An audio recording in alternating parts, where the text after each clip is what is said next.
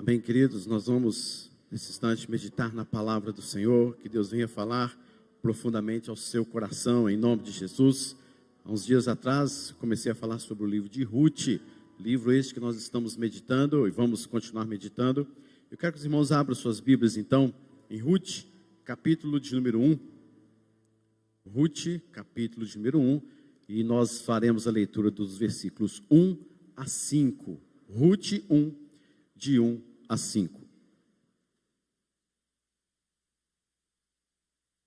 Diz assim a palavra do Senhor, Ruth 1, de 1 a 5. Nos dias em que julgavam os juízes, houve fome na terra.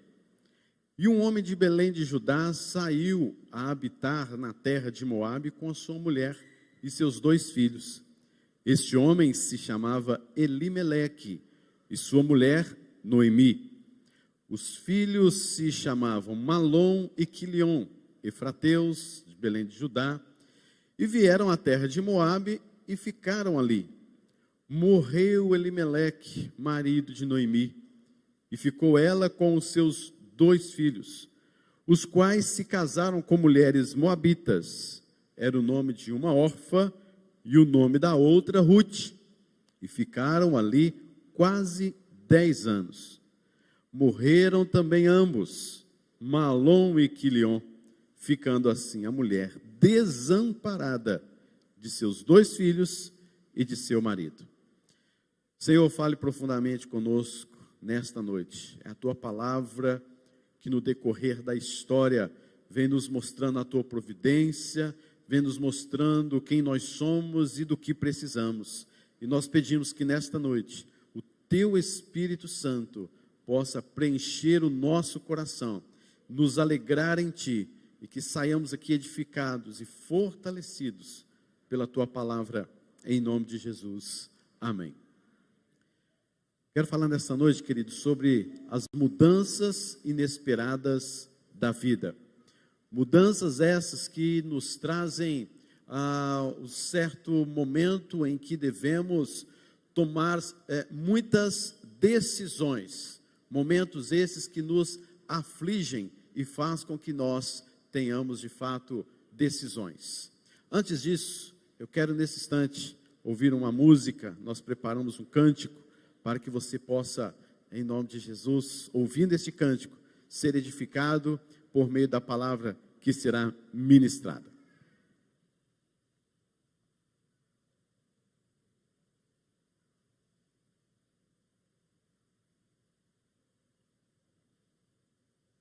Graças e paz, igreja. Por um instante eu achei que ele não ia esquecer, mas...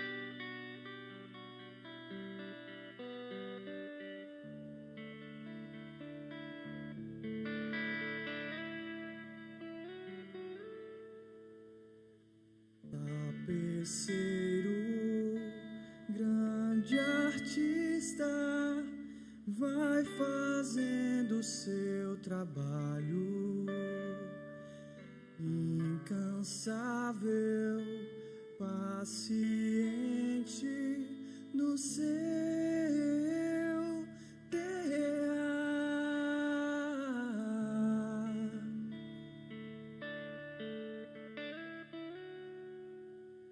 Tapeceiro, não se engana, sabe o fim desde o começo. Trança voltas, 1000 desvios, sem perder o fio.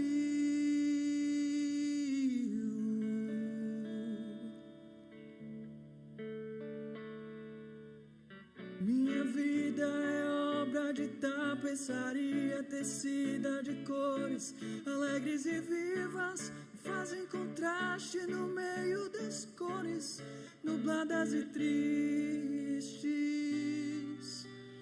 Se você olha do avesso,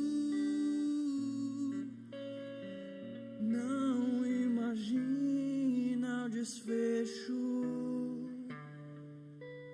No fim das contas, tudo se explica, tudo se encaixa, tudo coopera pro meu bem. Quando se vê pelo lado certo, muda-se logo a expressão do rosto, obra de arte, pra honra e glória do tapeceiro. Minha vida é obra de tapeçaria tecida de cores alegres e vivas, fazem contraste no meio das cores nubladas e tristes. Se você olha do avesso, nem imagina o desfecho. No fim das contas, tudo se explica, tudo se encaixa, tudo coopera pro meu bem. Quando se vê pelo lado certo, todas as cores da minha vida dignificam a Jesus Cristo, o tapeceiro.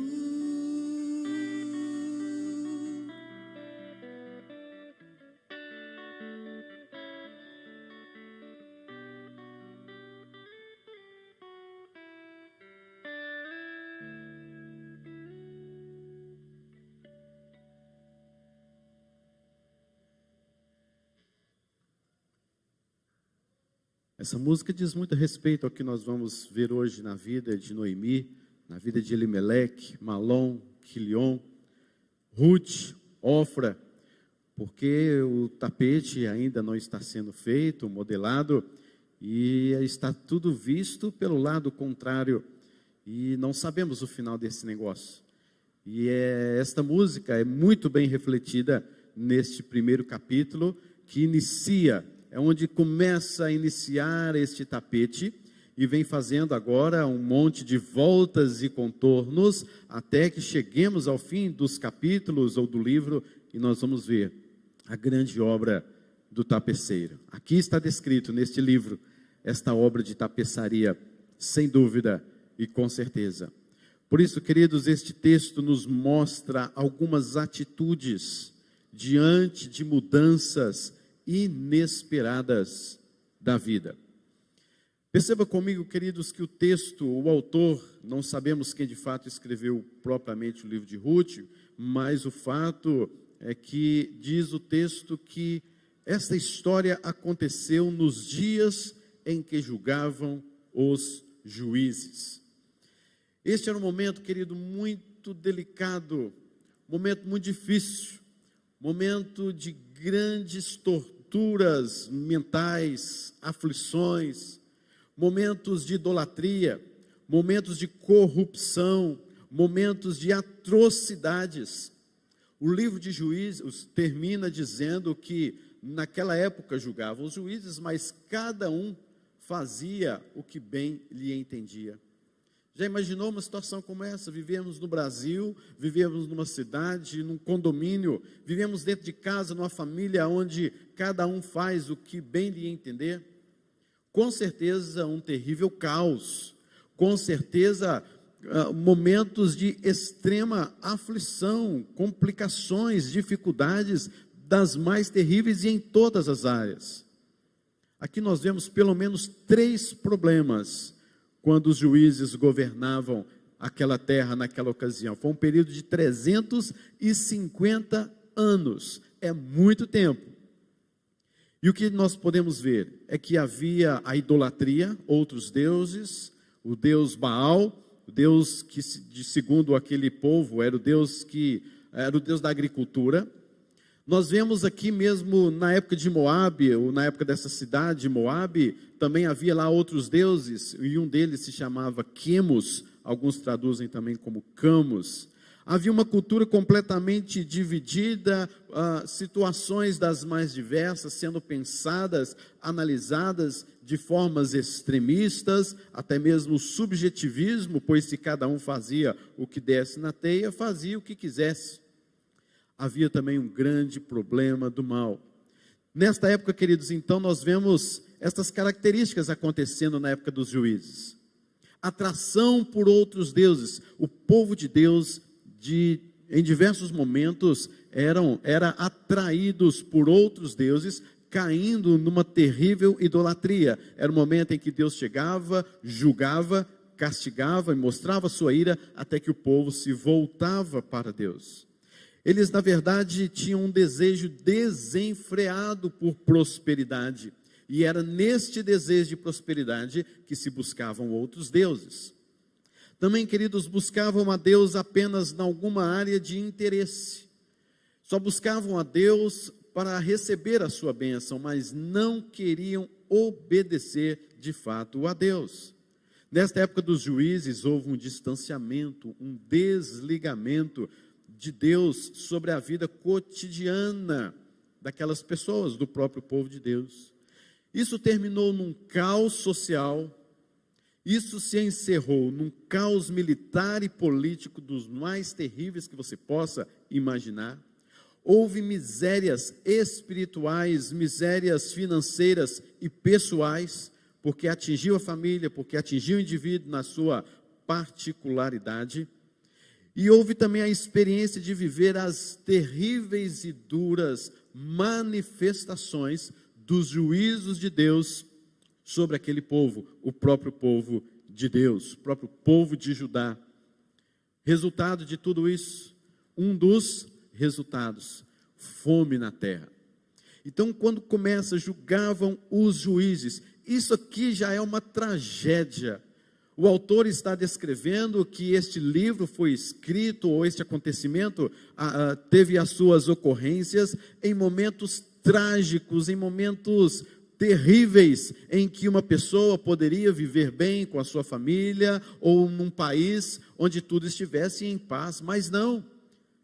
Já começa com um caos este livro, já começa com tragédia, o tempo que julgavam os juízes. Pelo amor de Deus, que tempo terrível que eu não gostaria de voltar, pensaria um morador de Judá, pós-juízes. Houve fome na terra, é claro, consequência desta falta de temor a Deus, consequência de buscar verdadeiramente ao Senhor e obedecer às suas leis.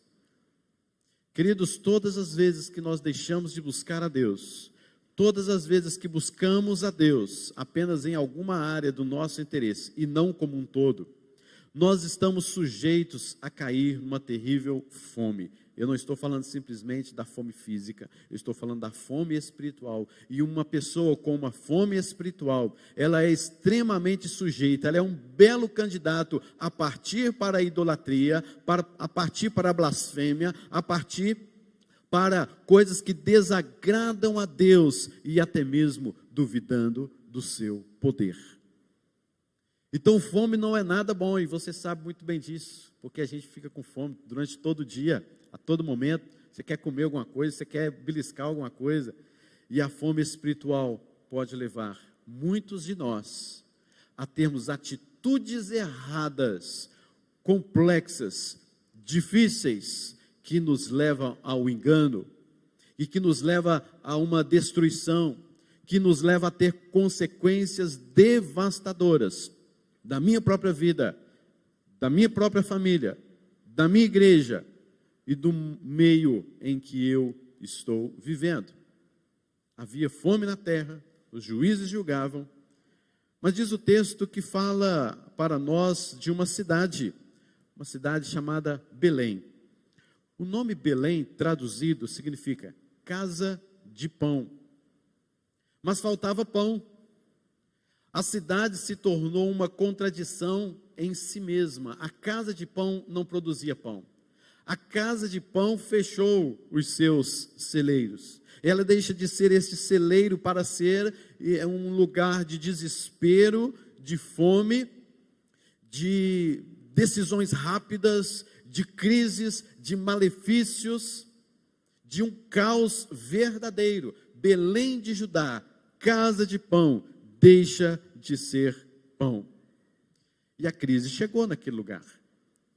Quem disse que a crise não pode chegar naquele ou naquele lugar? Chegou em Belém. E nós sabemos o que veio lá de Belém. O próprio Senhor Jesus Cristo nesta cidade. Jesus nasceu nesta cidade. Mas aqui então, por enquanto, está num terrível caos. Perceba, querido, quem é que iria investir em Belém? Quem é que queria morar em Belém? Quem é que olhava para Belém como uma casa de pão? Que nome bonito, que nome sugestivo. Mas nesta época em que julgavam os juízes, nesta época em que houve fome na terra, se tinha um lugar que ninguém queria passar perto, ouvir histórias, era Belém de Judá. E esta fome, queridos, atingiu, e ela atinge nos nossos dias também, evidentemente, atinge ricos e pobres, atinge mulheres e homens, atingem negros e brancos, atingem o analfabeto e o doutor, atingem a todos. Basta você ver a crise que passamos durante esta pandemia. Eu sou rico, coronavírus não chega até mim. Eu sou doutor nesta área, o coronavírus não chega a mim. Eu sou analfabeto, mas eu sei me proteger bem do coronavírus. E poderia ser qualquer outra coisa. As crises, elas chegam em coletividade, ou elas chegam também no plano particular. Mas elas chegam, elas vêm, elas estão presentes. Tudo isso fruto do pecado original, em que nós, enquanto humanos, enquanto vivos, elas vão chegar, elas estarão presentes. A crise chegou nesta família de Elimeleque. O nome Elimeleque significa Deus é o meu rei. Eli, El, vem de Deus, Meleque, que vem de rei. Deus é o meu rei. E este homem, diz o texto, que ele morava em Belém de Judá e saiu para habitar na terra de Moabe com a sua mulher e os seus 2 filhos. A fome chegou na casa de Elimeleque, assim como chegou também na casa de Abraão, que levou Abraão para o Egito. A fome chegou em Elimeleque e o levou para Moabe. Assim como chegou também como causa de Isaque ir para Gerar, ir para esta cidade para cavar poços. A fome, por exemplo, foi a causa da tentação do Senhor Jesus Cristo. Por isso, a crise atingindo a fome, ela é uma crise extremamente perigosa e que você deve saber lidar. A crise inevitavelmente nos leva a tomar decisões. Nem todas as decisões, queridos, provêm de crises, mas toda crise nos leva à tomada de decisão. E essa família decidiu fugir ao invés de enfrentar a crise em Belém. Em todo momento da hora da crise, você sabe, queridos, nós devemos olhar para Cristo, em vez de mirarmos as circunstâncias. Você sabe muito bem o que aconteceu com Pedro, quando deixou de olhar para Jesus e olhou para a tempestade. Ele se afundou e foi chamado por Jesus de homem de pequena fé. E se eu estivesse ali, eu nem andaria naquelas águas, nem sequer pediria Jesus para andar naquelas águas, porque a minha fé talvez seria muito menor ainda do que aquela de Pedro. Porque nós miramos nas circunstâncias, nas tempestades. E essa crise se agigantou nesta família, neste lar. O que era ruim ficou ainda pior. Eles foram buscar refúgio fora da vontade de Deus. E buscar refúgio fora da vontade de Deus é um ledo engano e é um desastre anunciado. Buscar refúgio naquilo que não é de Deus, querido. Buscar refúgio segundo a sua própria vontade ou segundo aquilo que você acha que deve ser. Você está anunciando um grande desastre na sua vida. Eles foram para Moabe buscar refúgio. Em busca de sobrevivência, o que eles encontraram? Encontraram a morte. Eles foram em busca de pão e encontraram possivelmente doenças. Foram em busca da vida, encontraram a morte. Aquela terra que era estranha e parecia aos olhos de Elimeleque e de sua família, brilhando os seus olhos naquela cidade, a apenas 80 quilômetros daqui, aquela cidade abrilhantou os nossos olhos, e esta terra, porém, que deveria lhe trazer segurança, lhe trouxe a sepultura. O que nós podemos aprender com toda essa história que nós acabamos de ler? Em primeiro lugar, queridos, não busque outros meios para trazer soluções e alívio à sua vida. Aprenda a confiar. Essa é a primeira lição que podemos aprender aqui neste texto. Não busque outros meios para trazer soluções e alívio à sua vida. Aprenda a confiar. Uma situação como essa, querido, como diz uma certa frase, diz assim, numa certa situação como essa: você senta e chora, ou levanta e muda. Ou você senta e chora, lamenta, fica ali chorando, as mágoas, né? Ou você levanta e muda. Mas também não é tão simples assim. Porque este levantar que exige abnegação, disposição, e esta mudança que exige também certas atitudes, não pode ser qualquer mudança, não pode ser para qualquer nível de disposição, tem que ser segundo a vontade de Deus. Há 3 coisas que você pode fazer quando surgem as crises. Em primeiro lugar, suportar. Em segundo lugar, fugir delas. Terceiro lugar, usar as crises ao seu favor. Ou você foge, ou você suporta, ou você a toma para um aprendizado, a toma para o seu favor. Se apenas suportarmos nossas provações, elas vão passar a nos dominar. E a tendência é nos tornarmos endurecidos e também amargurados. Porque você começa a simplesmente suportar, e você pensa que vai suportar, você pensa que vai conseguir, amanhã vai melhorar, depois de amanhã vai melhorar um pouquinho mais, e as coisas vão melhorar, vamos suportar. E você começa a se tornar uma pessoa murmuradora, amargurada, endurecida, cega, que não aceita conselho, que não aceita uma palavra, e que qualquer palavra agora ao seu coração não será suficiente para qualquer atitude sua, porque você é forte, você aguenta o tranco. Se você tentar escapar, é bem provável que você também deixa passar os propósitos de Deus, que Deus deseja cumprir em sua vida. Eu vou fugir, porque aí você foge, mas você não vê a mão de Deus agindo. E foi exatamente o que aconteceu com Elimeleque. Ele, não suportando, simplesmente ele foge. Ele busca outros meios. Porém, queridos, se aprendermos a usar as provações em nosso favor, elas nos servem e nos beneficiam, e Deus faz com que todas as coisas cooperam para o nosso bem e para a sua glória. É usar para o seu favor, e não apenas fazer como Elimeleque, fugir.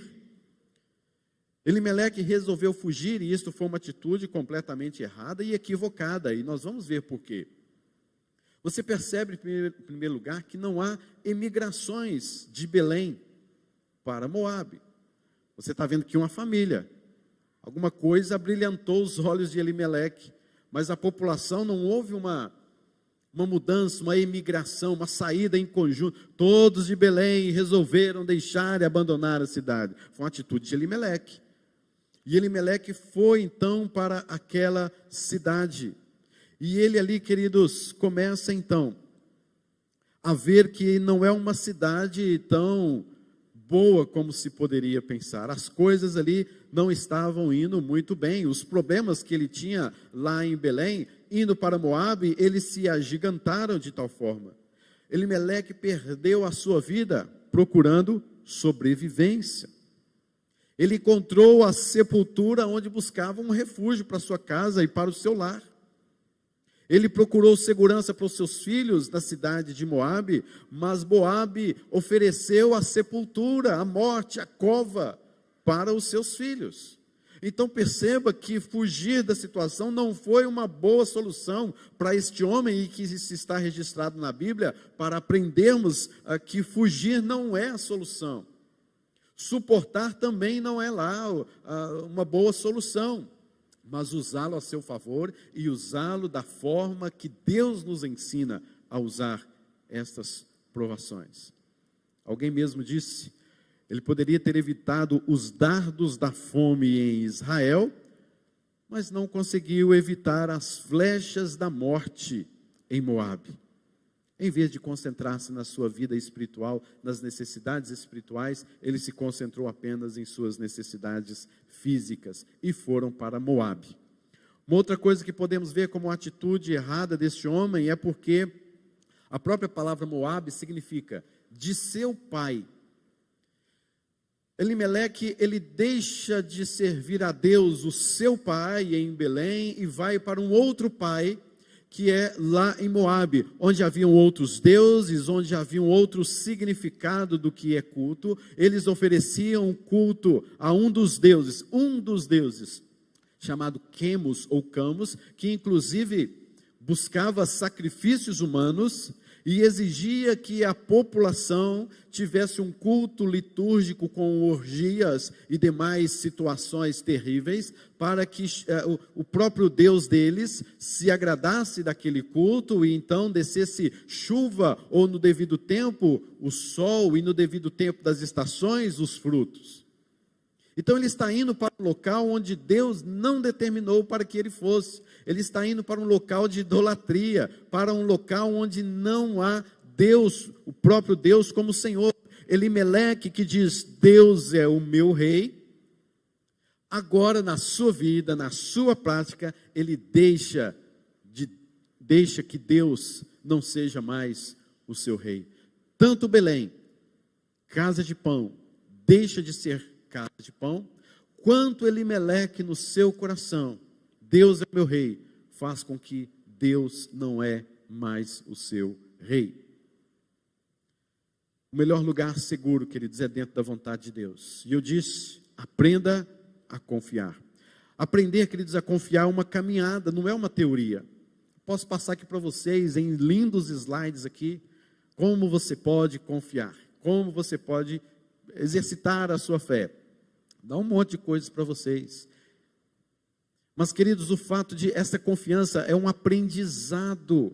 Não é simplesmente uma teoria, não é simplesmente 1 ponto, 2 pontos, 3 pontos e termina e você vai para sua casa satisfeito. É o dia a dia, é aprender a confiar em Deus, nas pequenas e também nas coisas, principalmente quando elas se agigantam, crescem diante dos seus olhos. Devemos aprender a confiar. Ninguém aprende a confiar em Deus se não caminhar com Ele, se não buscar a face dEle, se não experimentar dEle a sua companhia diária na sua vida.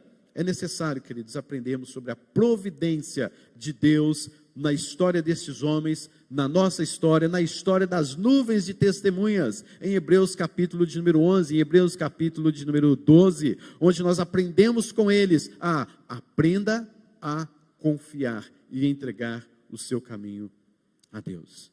E a providência de Deus é um meio através do qual Ele se revela a nós, Ele nos ensina, Ele demonstra o seu poder, o seu controle, a sua soberania. E, queridos, a providência de Deus é uma área em que nós aprendemos a confiar, descansar e aprender. A providência de Deus nos leva ao aprendizado da confiança nele. Minha pergunta para você é: quais soluções você tem trazido para a sua família? para a sua vida? Você tem tentado fugir de certas situações? Ou quem sabe, querido, tentar resolver crises de forma como você acha que devem ser resolvidas, sem buscar a orientação do Senhor? Você tem, querido, dobrado o seu joelho, buscado verdadeiramente o Senhor, fervorosamente, intensamente, por sua providência, para que você não seja tentado a fugir de Belém, para que você não seja tentado com que outras coisas abrilhantam os seus olhos, porque nós somos assim, no meio da crise, muitas coisas começam a aparecer para as nossas vidas, e essas coisas podem ser tentações. Se você não dispor o seu coração na presença de Deus, você pode ser levado a uma idolatria, e haja pregação, e haja ensinamento para demonstrar a você que você está numa idolatria, porque você sempre vai negar que está, de fato, idolatrando ao Senhor. Querido, se eu chamasse você para testemunhar sobre a boa mão do Senhor, sobre a sua família, sobre a sua casa, sobre a sua vida, que testemunho você contaria? Quais têm sido as experiências suas particulares, da sua família e da sua igreja, provando da providência de Deus, tendo experiências com Deus, tendo um aprendizado de Deus? Cuidado com as crises, mas não busque outros meios para trazer soluções e alívio à sua vida. Aprenda a confiar. Aprendizado, dia a dia, Deus vai te ensinando. Segundo lugar, queridos, que eu vejo na história de Ruth, na história deste homem, desta mulher,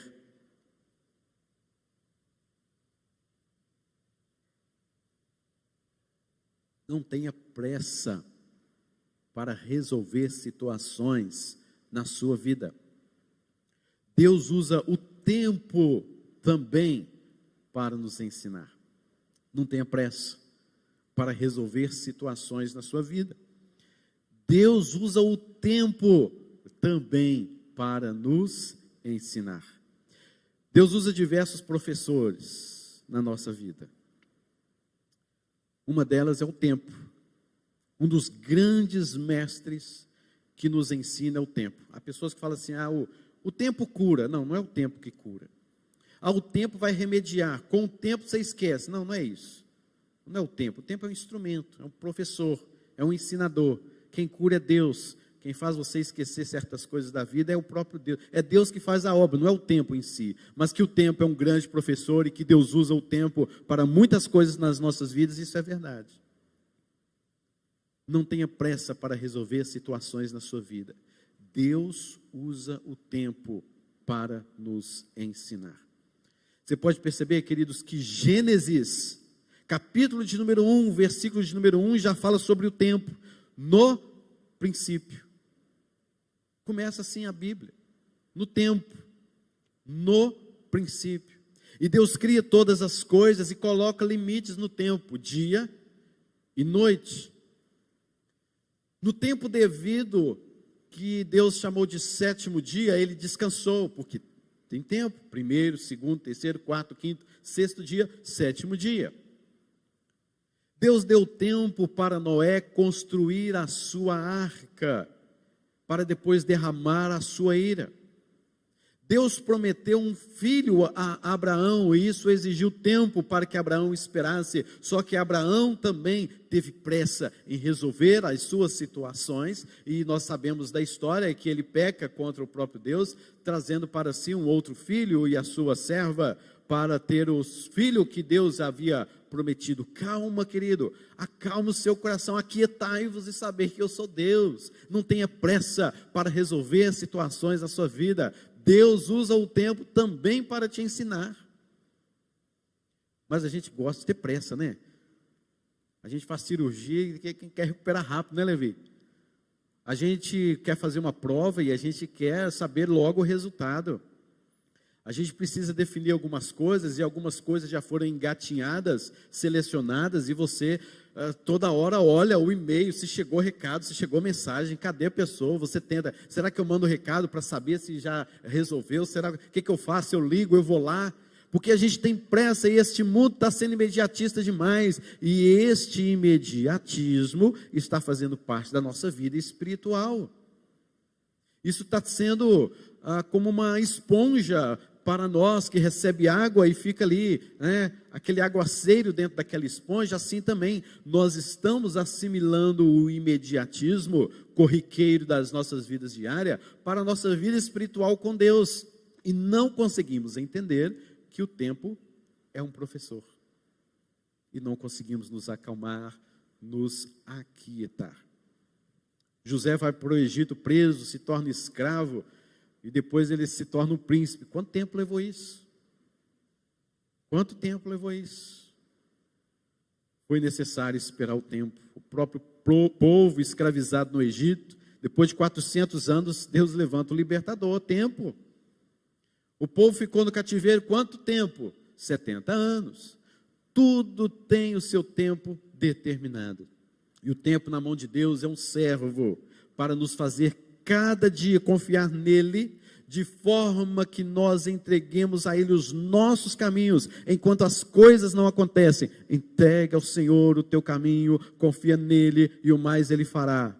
Ainda não chegou o tempo, entrega o teu caminho ao Senhor, confia nele e mais ele fará. Pastor, já estou ficando desesperado. Entrega o teu caminho ao Senhor, confia nele e mais ele fará. Aí você fala assim: pastor, é fácil falar isso? Não é, ué. Fácil demais, eu estou aqui, estou falando, fácil. Mas é difícil, né, pastor? Que hora que eu falei que é fácil? Na prática. Que é difícil mesmo, queridos. Eu também passo por isso. Meu Deus, o tempo está acabando. O meu tempo está acabando. Mas sei que está dentro do tempo do Senhor. E entregar não é fácil, não.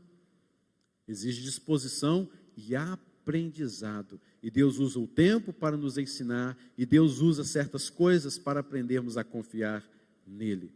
E Elimeleque não soube esperar. Assim e igualzinho eu e você. Vamos colocar aqui a culpa em Elimeleque toda hora não, viu? Porque se fosse lá eu, com a minha família, bora para Moab, minha filha.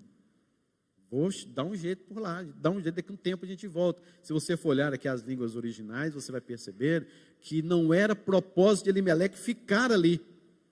Talvez seria apenas um tempo, depois ele iria voltar, só as coisas melhoraram um pouco. Mas ele resolve ficar ali, ele ficou ali por 10 anos, pelo menos a Noemi ficou 10 anos, as crises vieram sobre Noemi, a sua amada esposa, e os seus filhos, seus 2 filhos, Malom e Quilion, também morreram ali neste período. Muitas coisas aconteceram no espaço de 10 anos, queridos, de 10 anos para cá, o que mudou a sua vida?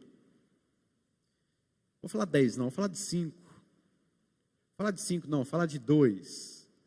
A gente está numa moda falar, né? Antes da pandemia, depois da pandemia, durante a pandemia. Parece que tudo é pandemia, é culpa da pandemia, né? Mas o que mudou de um ano para cá na sua vida? Mudou alguma coisa diante das crises que você passou? Final dessa década, 10 anos. O que sobrou? 3 viúvas solitárias, 3 túmulos israelitas enterrados numa terra pagã. Nada mais. E olha o versículo de número 21. Rute 1, 21. Ditosa eu parti, que é o significado do seu nome. Doçura. Ditosa é o significado do nome de Noemi. Porém o Senhor me fez voltar pobre. Olha que situação, gente. Por que, pois, me chamareis Noemi, ditosa, doçura? Visto que o Senhor se manifestou contra mim e o Todo-Poderoso me tem afligido. Assim voltou Noemi da terra de Moabe com Rute, sua nora moabita, chegaram a Belém no princípio da cega da cevada. No versículo de número 20 ela diz: chamai-me Mara. O nome Mara significa amarga ou amargo. Então ela pede para mudar o seu nome, de ditosa para amarga, de Noemi para Mara. Foi o que sobrou. O que sobrou foi o seu nome ser mudado. A única transformação que trouxe para Noemi foi o seu nome ter mudado, quando ela chegou na sua cidade. Imaginou isso? Queridos, eu estava conversando até com a Anália esses dias, né? A gente vê a vida de Jó, um homem que sofreu na Bíblia. Jó, pronto, está lá. Paciência de Jó. Por que Jó? Porque Jó, isso, aquilo, outro. Você já parou para pensar na vida dessa mulher? Que tristeza. Meu Deus, não dá para imaginar, não. Sai a família tentando algo na vida, uma crise chegou, vamos para outro lugar, vamos firmar os nossos pés, e talvez Noemi e Elimeleque chegaram para os seus filhos, meus filhos, vai dar tudo certo, vamos para lá, vocês vão perder as suas amizades agora, vão deixar, mas tudo vai se resolver. Aí chega lá, Elimeleque morre, Malom e Quilion celebram um casamento, parece que é um momento de alegria, revigorante naquela família, mas Malom morre. Depois vem Quilion e morre. Eu não estou entendendo nada desse negócio. É um tapete que está sendo feito. E o tapeceiro parece que ele também perdeu o controle da situação. E Noemi muito mais. E essas mulheres, o que elas vão fazer da vida? 3 viúvas, agora, voltando, pobres, para Belém. Mas, queridos, em último lugar, não se desespere por rápidas mudanças em sua vida. Você tem uma vida inteira para aprender lições acerca de Deus e com Deus. Não se desespere por rápidas mudanças em sua vida. Você tem uma vida inteira para aprender lições acerca de Deus. Diz alguém, e eu concordo muito, diz, quase todos começamos com os problemas externos maiores e nos esquecemos dos problemas internos. Um homem deve descobrir qual é o grande mal de seu coração antes de ser capaz de resolver as suas dificuldades. Nós temos muitos problemas internos, e esses problemas internos a gente não dá muita atenção, a gente deixa para amanhã, a gente resolve depois, a gente vai protelando. Aí vem um grande problema, aí externo a gente quer resolver. Aí vem uma grande situação, você quer dominar a situação, você quer controlar a situação. Como? Você aqui dentro você não arrumou nada. O nosso coração tem que estar direcionado, organizado, segundo a palavra de Deus. O nosso coração, querido, tem que estar em equilíbrio, segundo a vontade de Deus.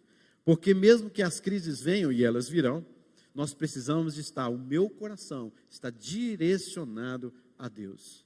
Agora a gente protela os problemas do nosso coração, não os resolvemos, e quando chega um problema externo, a gente quer resolver os problemas externos, quer dominar esta situação, sendo que você não domina nem a si mesmo, você não controla nem a sua mente, nem o seu coração, quer dominar um problema gigante na sua frente. Querido, você não vai saber lidar com essa situação. A palavra de Deus nos fala que o nosso coração, segundo Jeremias, é um coração enganoso e corrupto. Quem o conhecerá? É enganoso mais do que todas as coisas, corrupto mais do que todas as coisas, diz o profeta Jeremias. Aí você quer dominar a situação. Mudanças inesperadas acontecerão em sua vida, mas não se desespere. Você tem tempo, você aprenderá lições acerca de Deus. E nós passamos por rápidas mudanças em nossas vidas. E alguma coisa ainda pode mudar profundamente a rotina de sua vida. Ainda hoje, algo pode mudar profundamente a rotina da sua vida. Quantos casos aconteceram em que coisas mudaram para pior? Quantos casos aconteceram para o melhor? Que bênção, né? Mas coisas ruins podem acontecer ainda hoje na sua vida, que vai mudar completamente a sua rotina, ainda hoje, quem sabe ainda amanhã. Você está preparado para isso, queridos? Não estou aqui sendo pessimista não, tá? Não estou aqui dizendo, só vai acontecer coisa ruim, não é nada disso não. Eu só estou dizendo o que aconteceu com Elimeleque e trazendo para você uma fonte de riqueza na qual você deve se segurar. Mas não se desespere por rápidas mudanças em sua vida. Você tem uma vida inteira ainda para aprender lições acerca de Deus. E o desespero tem sido a causa de diversos tipos de decisões que tomamos precipitadamente. Aliás, o desespero e as precipitações são irmãos gêmeos que servem para desequilibrar a condução da nossa vida, trazendo mudanças desesperadas. Desespero, precipitação. Irmãos, Sabia disso? São irmãos gêmeos. E eles servem para desequilibrar qualquer rotina, qualquer condução da sua vida. Mudanças inesperadas. E são nessas mudanças, queridos, que nós podemos aprender muitas coisas acerca de Deus. A providência de Deus. E por falar nisso, a providência de Deus, ela atua em pelo menos 3 coisas na sua vida. Em primeiro lugar, a sua vida. Em segundo lugar, o contexto propriamente dito da sua vida. E em terceiro lugar, até mesmo o seu aprendizado sobre Deus e a sua fidelidade. Providência de Deus está ligada a estas áreas. A sua vida, ao contexto de sua vida e a prova da fidelidade de Deus sobre nós. A nossa vida, a sua vida, sempre deve ser um grande aprendizado. Há um pensamento, queridos, por aí dizendo que uma pessoa, quanto mais vive, mais velha ela fica. Já viram esse pensamento por aí? Uma pessoa, quanto mais vive, mais velha ela fica. Mas isso não é verdade. Ah, pastor, mas eu vou vivendo, eu vou envelhecendo. Não, não é por aí. Isso acontece com sapato, isso acontece com livro, isso acontece com microfone, isso acontece com carro, isso acontece com coisas materiais. Você, aquela coisa que começou a existir, aquilo vai envelhecendo até que cai em desuso. Gente nasce não pronta e vai se fazendo. Essa é a diferença. Gente nasce não pronta. Não tem ninguém pronto para viver a vida não, gente. Não tem ninguém pronto não. Um adolescente chega para o pai, o jovem chega para o pai. Estou pronto para viver a vida. Vai nessa. Estou pronto, pai, para casar. Não sabe ele. Estou pronto, pai, para assumir minha situação financeira. Ah, é? Eu estou pronto para isso ou para aquilo outro. Tá, não, querido. Você pode ter 80 anos de idade, você não está pronto, não. Agora, uma coisa é certa, queridos. Diante de certas situações, eu mesmo, falando particularmente, diante de certas situações, eu me tornei a minha mais nova edição. Tem uma nova edição do Lucas depois da crise. Tem uma nova edição do Lucas depois da pandemia. Tem uma nova edição do Lucas depois de vários problemas, de situações adversas. Eu não sou inédito, não, mas também, queridos, não sou idêntico como antes. Alguma coisa mudou e eu tenho que aprofundar no aprendizado. Eu tenho que entender este aprendizado. Eu não sou mais exatamente como eu sou, mas eu não sou também completamente diferente daquilo que um dia eu já fui. Mas algo mudou na minha vida e eu preciso de entender esse negócio para eu estar começando e sempre desejando viver a vida cada vez mais na presença de Deus. Porque cada vez mais eu estou num aprendizado e mudanças nas nossas vidas nos fazem isso. E foi o que aconteceu com Noemi e é o que devemos aprender sempre. Elimeleque se viu em total desespero diante de mudança da sua vida. Primeira oportunidade que teve, ele se apegou, que era ir para Moabe. Meus irmãos, minha pergunta para você: quanto de Deus você tem aprendido diante das crises e mudanças inesperadas e decisões de sua vida? Talvez você não tenha aprendido muito, porque você que tem tomado decisões da sua forma e do seu jeito. Porque quando você toma atitudes e decisões diante da vontade de Deus, de acordo com a vontade de Deus, muitas coisas você vai, de fato, aprender com Deus. Você vai buscar a Deus, você vai entender as coisas de Deus e como Deus conduz a sua vida. Mas talvez você não tenha aprendido muito, porque você mesmo tem tomado frente às decisões de sua vida. Agora, se você tem aprendido de Deus em meio às crises, mudanças e decisões, é porque de alguma forma você tem deixado Deus agir completa e perfeitamente na sua vida, na condução da sua vida. Aprender de Deus, querido, sempre é bom. Ele mesmo disse em Mateus 11:29, aprendei de mim, porque sou manso e humilde de coração, e achareis o quê? Descanso. Está vendo só? Precisava de Elimeleque sair de Moabe, não, sair de Belém, não, gente. Os moabitas afligiram este povo. 18 anos debaixo do rei Eglon, um rei mau de Moabe. 18 anos, humilhando, escravizando e matando gente. de Judá. Em Levítico está nos mostrando que estes moabitas, alguns que tinham dentro da congregação, deveriam ser expulsos, não deveriam aceitar moabitas dentro da congregação de Israel. Esse povo era um povo mau, vindo do incesto. A filha de Ló teve relações com ele para preservar sua descendência, já começou mal.